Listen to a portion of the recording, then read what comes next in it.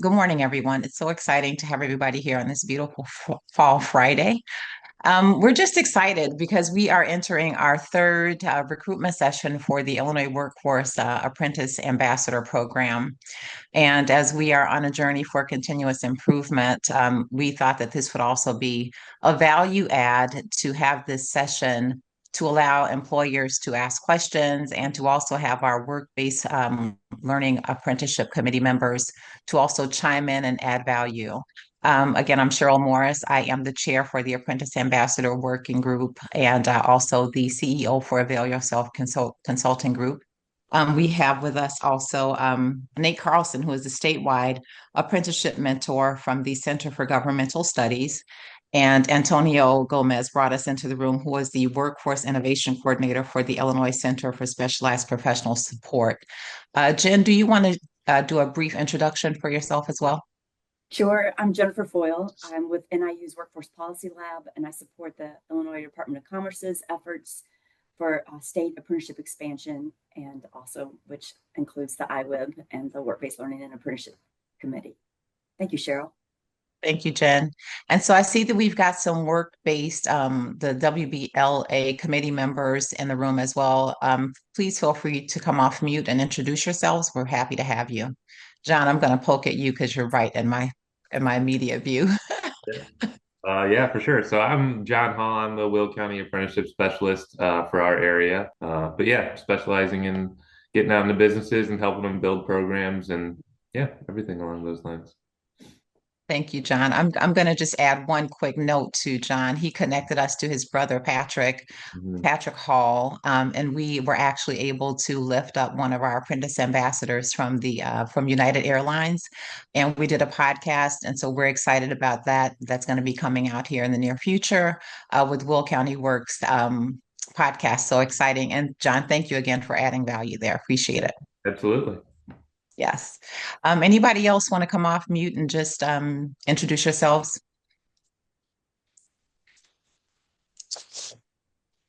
If not, we're going to go ahead and get started then. So we don't have a lot of time, and we are really wanting to make sure that we leave time for questions. So our agenda today will be just briefly going over a quick overview for the Illinois Workforce Innovation Board and the Work-Based Learning Apprenticeship Committee, and then why apprenticeships matter. We're going to do a brief overview of the curriculum, outreach, and then the longevity and elevation of the ambassadors and the roles of employers. We want to leave a good amount of time at the end for Q&A for our employers. And I'm really excited that we were able to get a few questions about the program because that means that the word is spreading. So let's go ahead and jump in. So next slide.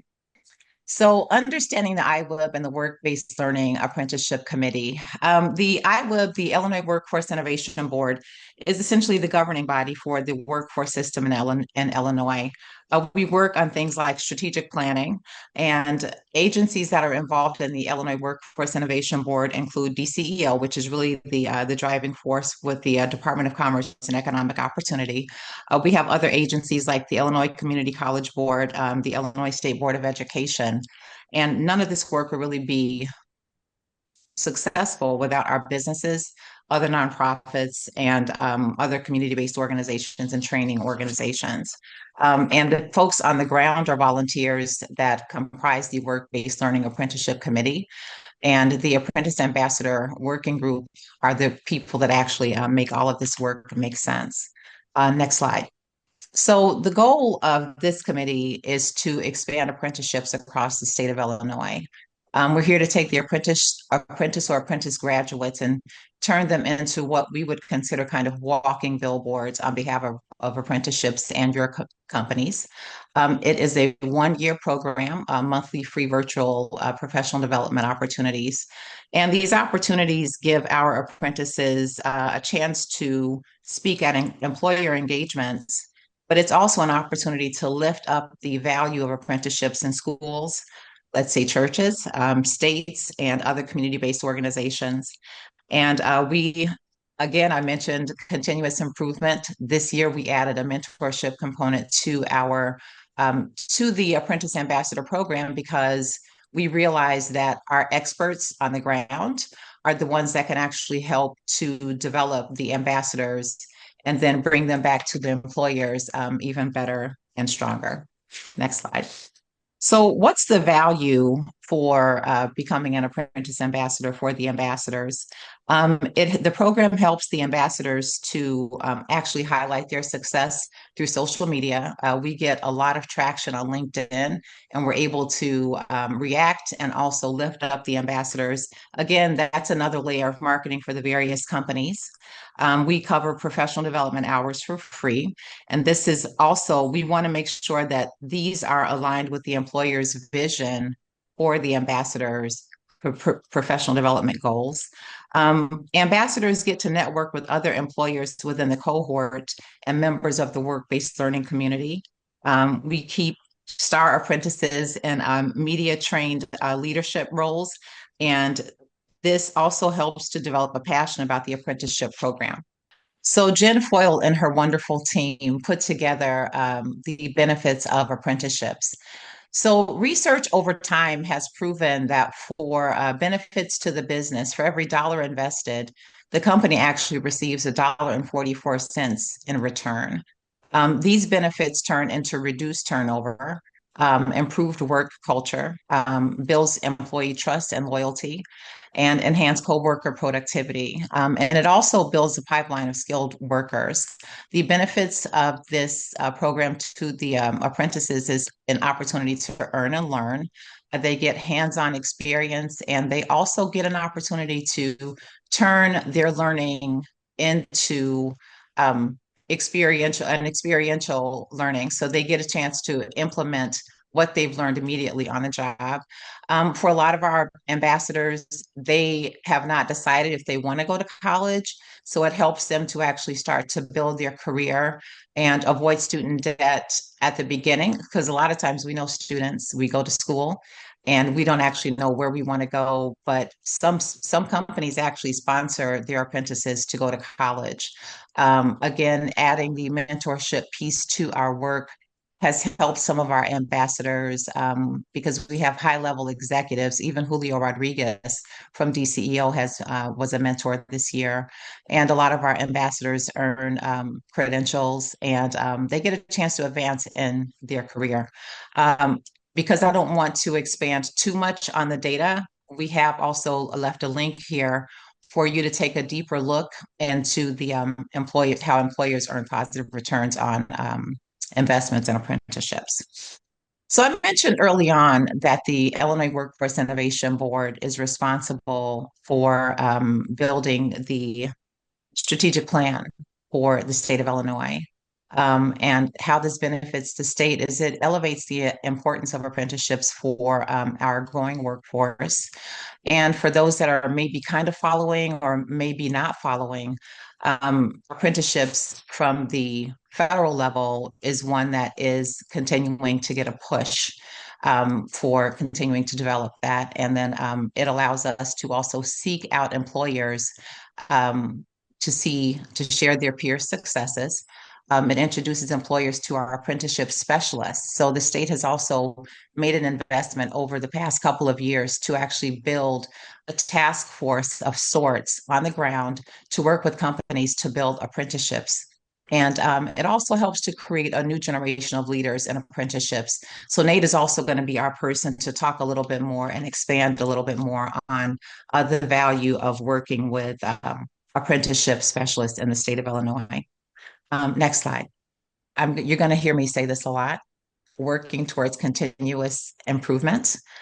We have already gotten our curriculum ready for next year. This curriculum was built not just in a silo, but we've been taking pieces over the past couple of years in order to continue to make a more rich and a more robust curriculum for our ambassadors. We're blessed to have been introduced to attorney Amiel Harper, who was a part of our Tell Your Story for our ambassadors. We realized that a lot of folks, even us as professionals, don't always know how to tell your story. And learning how to tell your story is a really significant value add as we're helping to develop our ambassadors as speakers. I want to take one step back and say that we're not just working with people that are young and underdeveloped. The ambassadors are coming in at all different ages. We are definitely lifting up this program for as apprenticeships in high schools, and then building that pipeline for when they get post high school, so then they can look at going into apprenticeships across all different areas of work. Apprenticeships have historically been really tied to the trades, and we have had ambassadors from different nonprofits. Aon is one of our biggest supporters. Dan Sirota, the Vice President of Government Affairs, is really leading the charge. He is the chair for the Apprenticeship Committee for the state of Illinois. So it's just important to kind of keep a broad stroke view of apprenticeships, and so to not just kind of time into the trades. So introduction to essential employability skills with Zurich. They joined us this past year, and we're excited to be on board again, helping us to continue to build out this curriculum. We are also bringing back past ambassadors. I think we've found that to have someone to be able to reach back and to talk about what they've experienced as an ambassador and how it has grown their career, and then other events across the state and across the country as well for National Apprenticeship Week. One thing that I want to lift up too is that we're bringing in financial literacy for our ambassadors this year. Um, One thing that we know for sure that happens is once we earn more money, we spend more money. And so, we think it's valuable to add financial literacy for our folks so that they can learn how to plan for their immediate future, but also their longer term future, along with their career planning. And we also have someone from HR that's going to be working with our ambassadors around career planning.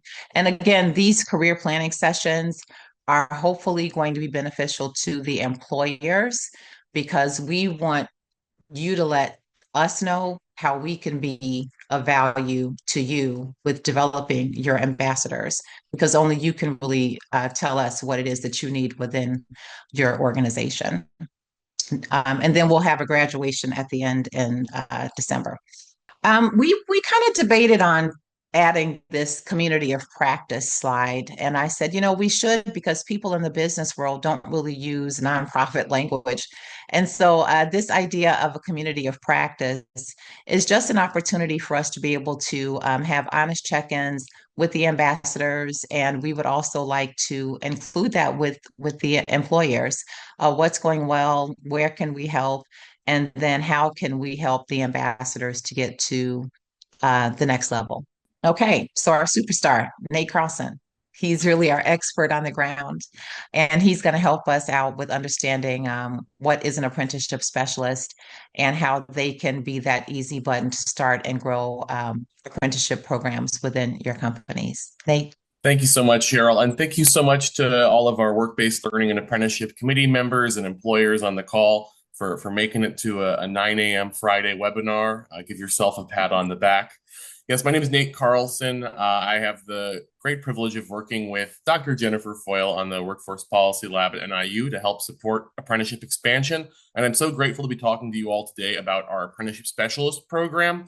Apprenticeship Specialists are an end-to-end concierge service for any employer that is interested in developing, expanding, or registering an apprenticeship program in the state of Illinois. I always say our specialists handle all the paperwork so employers don't have to. We handle all the migraines so they don't have to. Not that there are too many. It's a very streamlined process, but we really are here to help. And so as employer partners on the call, if you have, for instance, an unregistered apprenticeship or really robust work-based learning experience that you're thinking, hey, what would it take to make this into a registered apprenticeship program? Our specialists are here to help with that. If you've got an established registered apprenticeship program and you're thinking, what is our next step? How can we expand and grow this into more occupations within our organization? Our specialists can help with that as well.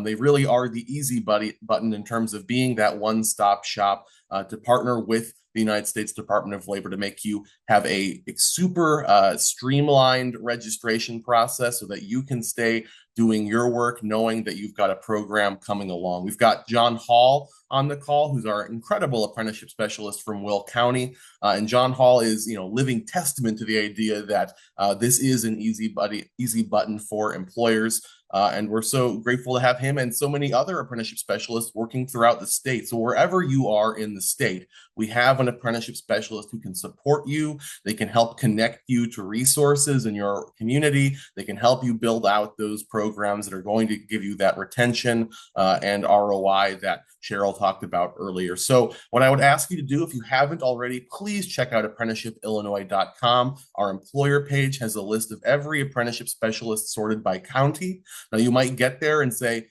hey, Nate, I'm not seeing my county. Does this mean I'm out of luck?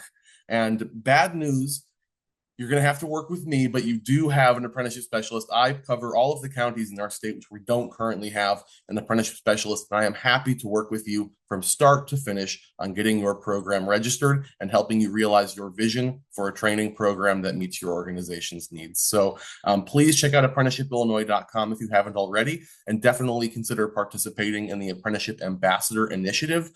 These partnerships are so crucial, and programs like this really help us spread the word on what is truly the gold standard of work-based learning, changing lives for apprentices and changing businesses for the better. Thanks so much for the opportunity to speak. If you have any questions, please reach out at ncarlson@niu.edu or check out apprenticeshipillinois.com.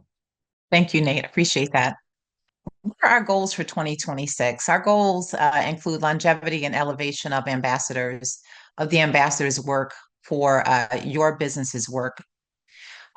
We are looking at the long-term benefits to you through the program. Although the program is only a year, we want to ensure that you have an ambassador for the long term.